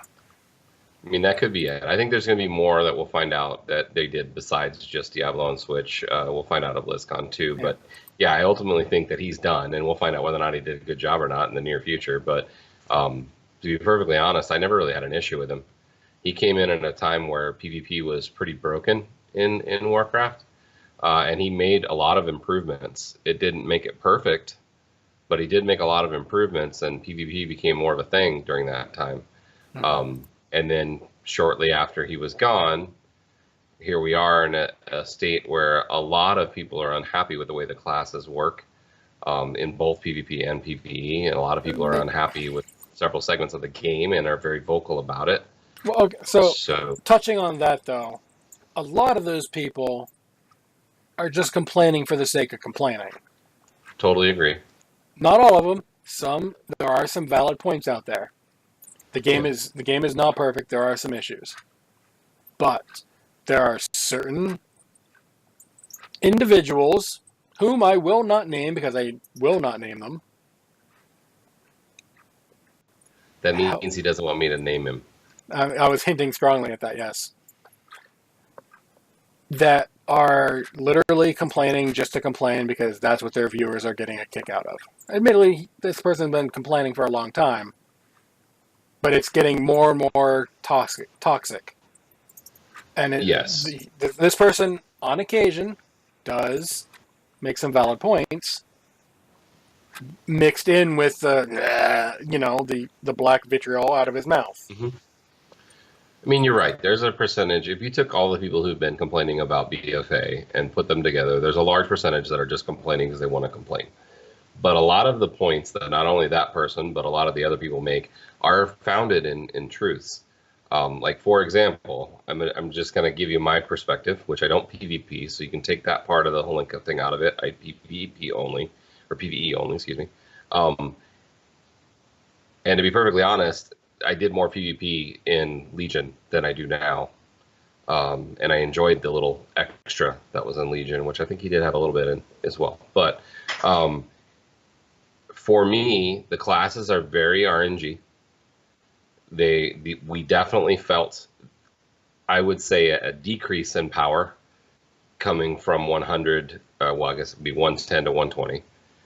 You felt, to me, more powerful at 110, 111, 112 than you were at 15, 16, 17, 18, 19 until you hit 120 and you got to like level 350. Like at level 350 at 120, I feel as powerful as I did at 111, which doesn't make any sense. But it's true. That's how it feels. The classes are not really homogenized because there's still class balance issues where, as you can tell, the very, very high end always cherry picks the things that make the most sense. I mean, I'm not even talking about them. But when you take those world first people out and you look at the rest of rating, it's still heavily, other than a couple of fights, pushed towards ranged. because of the way that the classes work. And then everyone is playing melee instead. Well, everyone's playing melee because those classes are more fun. But if you want to down bosses, the numbers tell you need more range than you do melee. Yet almost everyone at the beginning of this expansion wanted to play a warrior, and now everyone who switched and wanted to play a warrior because they seem so fun, they're not playing them anymore because it turns out that they're not fun. They're actually boring as hell, especially if you wanted to play Fury. And they've all changed to something else because there's other things that are better and more fun. And then you end up with a raid team that's 2/3 melee, and you have issues on bosses that are really hard on melee.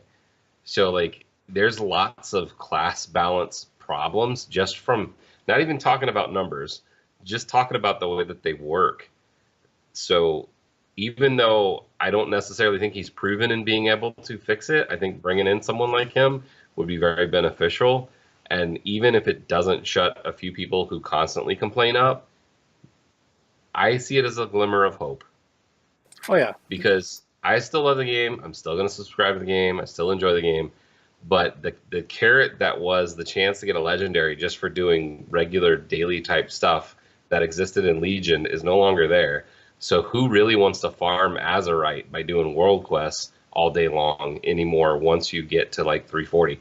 Nobody wants to do that anymore. So the repeatability of the daily grind is not there anymore. Yes, there's still cool stuff in Warfronts, but you can only do them once every 3 weeks because of the way the cycle flips. Yes, you got to get your chunk of Azerite for doing your islands, but that takes like an hour a week, and then you're done. Yes, you probably want to get a Mythic Plus in at some point during the week. Well, that takes like an hour or two if you're pushing. But in Legion, everything you did had the chance to give you something valuable. Yes, everybody complained about legendaries. I get it. But at least the carrot was there. And right now, once you get to about 340, there's not too many carrots other than in raiding. Well, I'm going to be fair here with the Legion Legendary thing. Sometime that carrot was actually a prune. Because the legendaries, some of them were holy crap, and some of them were like, oh, look. This will go in my bank, because you can't delete it. True. So, but it was, even though that carrot wasn't a tasty carrot, it was still a carrot, and you still saw that bling come up on your screen, and you still were excited for half a second when you saw it flash, and it still kept you continuing to do that daily stuff, you know, at least regularly. Yeah. And that part, to me, is the part that's missing right now. That combined with weird RNG things with the specs. See, you're saying that the repeatability isn't there, and while I will agree with you 100%, I don't see it as necessarily a bad thing. That means I have less time I quote-unquote need to spend in-game. I can do other things, like I can play Overwatch and farm the crap out of Junkenstein, which is literally grinding the same thing over and over. I just literally switched from WoW to Overwatch. That's all I'm doing is I'm shooting the same things over and over, and that's it. You've proven my point. It's more fun for you to grind in something that you're literally getting nothing extra for than it is to grind in WoW. And if you are the people who make WoW, even if you think you have some kind of social responsibility to keep people from being addicted to your game, the whole point of your job is to make people want to play the game. Okay, but again, what I'm saying, I'm agreeing in a kind of a sideways direction. Yes, it should be a little bit more carrot on a stick type thing in WoW. But they've also already said, we're fine with islands only taking up half an hour to an hour. No problem. We're fine once you get to a certain point. You don't need to do every single emissary quest. You can skip some emissaries some days. You can skip world quests some days, unless you're like Mythic World first, and then you probably won't because you need the freaking artifact power. Literally to me is you're at the point in the game where you don't need in quotations, spend every waking minute farming this stuff because you don't need it anymore. And I love that because that means if I decided to, I could level alts. You know what? My Demon Hunter that I said I'm leveling, my Alliance Demon Hunter, Island Expeditions is what I'm doing. You know what's going to happen when I hit 120? I'm going to suck. Yeah, you're going to have no rep and no gear. No rep, no gear. Gear is easily fixed, though. It's called the auction house or a friend who is a leather worker. Yep. Flight paths are going to be an issue until we get the item. Coming in 8.1, I think. Which is basically a BOA. Here you go. Yeah. So, flight path is done. No problem. Will I have any rep? Nope. Will it bother me? Yeah, it's going to suck a little bit, but in all honesty, I didn't buy any rep items for my Horde Demon Hunter anyway. So it really doesn't matter. I only bought one. I think I bought the neck or the back on a few of my characters, but by the time I got the rep to get anything else, I already had better gear than what I could get from vendors anyway. Yeah, whereas on my main Paladin, every vendor had something I bought. I did not have that. Almost. Well, I kept getting crap for drops. But maybe not all of them. There was like three, maybe four, that I bought. And then your Paladin was a human, so you got your rep quicker. There's that too. But yeah, that helped. But with my Demon Hunter, I didn't buy any of the rep items because by the time I got there, you know what I did? I did dungeons. I got to a certain level. Okay, great. I can do heroics. Okay, great. I'm at a certain level. Finally, Warfront. It was perfectly timed. I was just over 320. I spammed Warfront and got a full set, minus rings and trinkets, of Warfront gear on my Demon Hunter. 340 plus. A lot of 350s. A couple 355s. 370 for the weekly, that kind of thing. To the point where, outside of rings and trinkets, I can't get an upgrade that it does not Warforge out of the world. But I can't get the higher item level stuff out of emissaries because my item level is too low because of my rings and my trinkets because I can't get good ones there. You're in a catch-22 situation. Yeah, so I literally have to run LFR and raid and hope. But I do think that there's also an issue with this expansion, at least starting out with crafted gear and item level gaps. For example, a lot of the crafted gear you can make that was like 355 or whatever, the materials you need to make that, by the time that you can gather those materials, you probably already have something that's a higher item level. My Paladin just this week crafted, I think it was after raid, so you didn't get to see it yet. Yeah. 385 belt pants, one or the other. Not the best, not my best stats overall, but not bad. Well, 385 is still pretty good, so it's probably something you could put on. Oh, yeah. It was still better than what I had. Which, by the way, quick PSA, if you are a crafter and you have got to the point where you're about to have those mats, please make sure you check and make sure you're not making something that you can't use and can't trade and can't sell, like a leather item when you're a hunter. We're not going to name any names or why this is coming up. Just check, because just in case, don't be that guy. Or girl. Or girl, because people will make fun of you. And they probably make it a little bit too easy for you to accidentally do that right now. I'm hoping that person put a ticket in, because that's crappy. Well, they're not. They won't get all of the items back, but I know if you go to the scrapper, you do get all of the, whatever that raid, Sanguisel. You do get all that back. Yeah, you do get that back at least, which is the hard one to get. The rest, the leather, the ore, piece of cake to get. I mean, at this point, I've prospected so much ore, I can fund the freaking war fronts for a year just on that one gem cut. Yeah. So. Yeah, I'm with you, except I don't think this is a bad expansion. I do think this is better than Warlords. I enjoyed most of Warlords. Some of the points that have been made are valid, and Holinka coming in at least is a glimmer of hope.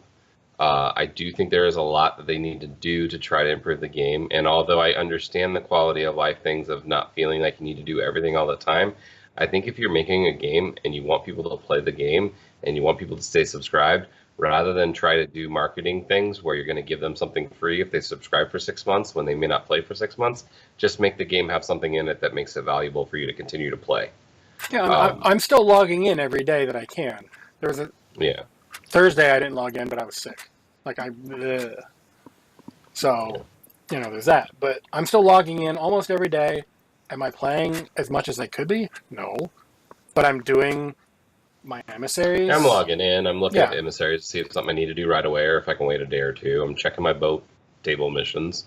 And then Yeah. I'm logging out and I'm playing Fortnite or something else because it has that instant gratification that WoW is missing if you've reached a certain level in the game at this moment. We're just, I mean, we agree that we're agreeing that there should be other things, but we're disagreeing that it's a good or bad thing. I'm seeing it as a good thing because I don't play Fortnite.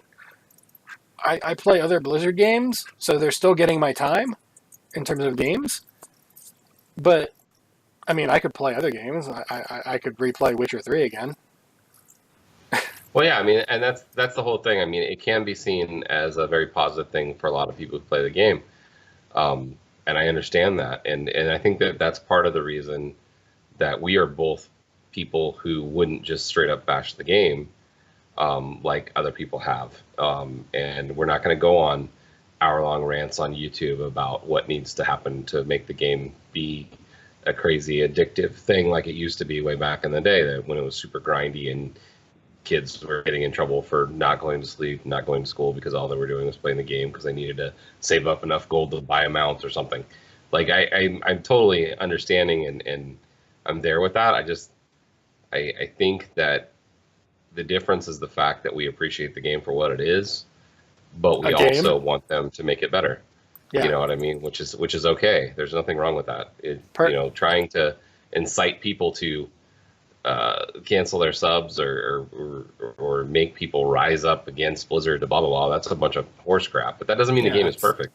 That attitude is just stupid, and all it's going to do is you might get your instant gratification stuff now, in terms of your fan base. Right.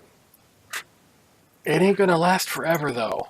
That's going to die out real quick. People get, I mean, yeah, you got your own lynch mob. Great.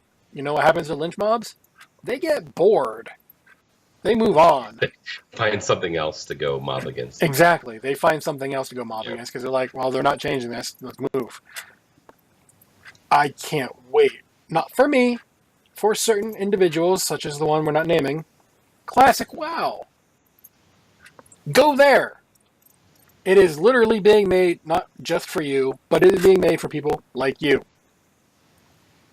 Well, one of the things that's kind of funny about that, and just kind of leave him aside for a second, but a lot of the people who have issues with the game the way it is now and are seriously looking forward to Classic WoW because they want to play it how it used to be, there's going to be one major problem with how it's going to be versus how it used to be that you might not be thinking of, and that's the fact that you need a lot of people to enjoy the game. And if the game is like it was, the majority of people are going to want to play retail because of the quality of life changes than they are going to want to play classic, and you're not going to be able to find 40 people to run a raid. I don't think it's going to be like, here's 1 billion classic servers, like, wow. No, retail has be like 2. Yeah, you're going to have probably 2, and that's it. It's going to be just like the PTR. Yeah. It'll be a PvE and a PvP server, and that's it. I can see up to 5. But you know what'll happen? Well, they'll probably shard it. Won't actually be servers. Well, I mean, it needs to be. They'll probably shard it, but they shouldn't. You're on that realm. You picked a dead realm. You got to go to another one. I think they'll only shard it to a point where it controls the number of people. I don't think that they will do it the way they do retail with CRZ. I don't think that's going to happen. Yeah, unless they literally... The only thing I can think of outside of sharding is they literally combine the 5 servers together. And then there is no... Oh, this person's on Emerald Dream. This person's on Mal'Ganis. This person's on Area Peak. If they get rid of the server tag and it's just a person, but it just happens to be 5 servers and they're just all together. I do think that that's what they'll do. Yeah. And then but they will control through phasing a little bit in order to be able to kind of flex and say, okay, we need more room than this. I don't want them to do that. I want it, if they're going to do classic, I want them to do freaking classic. You wanted it, here you go. Just like freaking But here's the problem Core. with that, like just from a strictly financial and technical start. When it first starts, there's going to be a lot of people that want to play. 6 months later, it's going to be a fraction of that number. So say, for example, you needed 5 servers in order to fit all the people who wanted to play in the beginning, then you have Sucks to to be cut some 4 of them. servers out 6 months later. Well, no, leave them. Let people. You can offer free transfers or discounted transfers. They've done that. Server merges. No server merges, no nothing like that. If they want Classic, there were dead servers. If you joined a dead server, you were on a dead server. Sucks to be you. If they want Classic, give them Classic. Here, we'll take your extra money. Thank you for the server transfer fee. No, there you go. I'm rank 1 Paladin Classic WoW because there's no other Paladins that still play. I'm number 1 Horde. Number 1 Horde Paladin on Classic. Yeah, because there's none. There are none. I got it through a glitch. With that, we're going to go ahead and end the show before we derail even further. Although that was a fun little Classic discussion back and forth. It's all based on Holinka. Yeah. So that will be a show. So we'll move on to shout-outs and et cetera and so forth. So Theory, do you have any shout-outs? Where do people get a hold of you on the internet, et cetera and so forth? Sure. Okay, shout-outs. The raid team, obviously. Hydel Volunteer Fire Department. Name's still there. Hasn't changed yet. All the guys. Appreciate every single one of you. Shout out to our fallen tank whose job hours changed and made him switch teams. I know he wasn't happy about it. So shout out to him. Shout out to everyone else for being flexible with me having to switch tunes 3 times so far this expansion, which is kind of ridiculous, but hey. And let's see, what else? Rest of the raid leaders as well on the team. Shout out to anyone who comes and joins me for my 24-hour stream on the 3rd for Extra Life, kind of ahead of time shout out, and a little bit of what do they call that? I'm talking about something that's going to happen. I forget the word. Anyway, prediction. No. Prophecy. Oh, well. And advertising something I'm going to do. There's a better word for it than that. But yeah, so that's my shout outs. That's what's going on. You can find me at obviously twitch.tv/ganktheory. That's where the stream will be. On Twitter, I'm at ganktheory as well. Those are the 2 easiest ways to talk to me. Teaser, that's a good word. Promoting, all those things, yeah. So you can find me there if you have questions for me. Obviously, Twitter is going to be the easiest way to get those done. I'm also in the Epic Fail Discord server. If you're in there, you can @ me as well. But that's pretty much it. What about you? Easiest way to get a hold of me, at Draven Dresden. If you want to, it's over on Twitter, by the way, which should be obvious by the word "at" there at the beginning. If you want to contact the show directly, at Podcast Epic Fail. There's no real reason to. If you want to, if you're coming at me, fine. If you want to contact the show directly, that's fine. It's really up to you. Just be civil. That's it. Civil. Polite. Yay. Beyond that, that's how you get a hold of me. As for shout-outs, I'm going to give a weird shout-out, actually. Well, 2 of them. First weird shout-out is going to be to Theory for agreeing to be on as of, Wednesday night? Thursday? Yeah. Because that's when Galp said, I can't make it. So I was like, I think it was Wednesday. Yeah, I think it was Wednesday. So I was like, people, Theory. And you were the first person I asked, so thank you. No problem, anytime. After show, I got a question for you, by the way. Unrelated. My other shout-out is going to be the weird one. And that is going to be the Twitch channel Geek and Sundry. I didn't win any contests over there. They have contests every now and then. I still enter them. But I found another freaking stream from them, which is now 5 total of their shows that I don't always get to watch live, but I do watch. And it's it's not D&D, but it's D&D-like. It's their vampire show, which is right up my alley. So my shout-out is actually going to go to them and to the guy who is playing the Nosferatu named Jasper, because he's cool. And Yeah, I'll finish that comment after the show is off the air because there's something that is funny to me. But anyway, that's going to be my shout-outs for the week. Go check them out, Geek and Sundry. They tons of cool nerd stuff over there. Critical Role's over there. I watch that every week. Now I have that freaking vampire show I get to watch every week. And there's a lot less of the vampire show to catch up on. So yeah. With that, things I have to mention legally. We have a Patreon. I don't really have to mention this legally, but I will. Patreon.com/podcastepicfail. If you want to give the show money, aka keep the lights on, like that one over there that you can't see. $1 a month, $2 a month, $5 a month, whatever. Maybe up to 100. I don't even know anymore. I just make random numbers up whenever I go through this. It all goes straight into keeping the lights on pretty much. So thank you. I will think you're insane for doing it, but thank you anyway. Theory mentioned our Discord. Link to that is bit.ly/epicfaildiscord. Come on in, say hi. It'll be fun. We don't bite unless you ask us to. And then we will ask if you're sure. I went there. As for the music at the start of the show, that was found over at bensound.com. Licensed under Creative Commons by Attribution 3.0.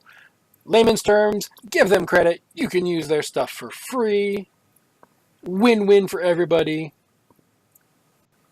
So with that, Theory, do you have any last words? I do. For the show. For the show? And you inspired these last words for the show. So I'm going to do the clean version. This is going to be a deep thoughts with Theory. I heard this from someone. I kind of wish I had it set up to have you a full screen here. That's okay. You don't need the full screen. So in this world, there are two types of people. Those that want to be a vampire and those that want to be with a vampire. Which one are you?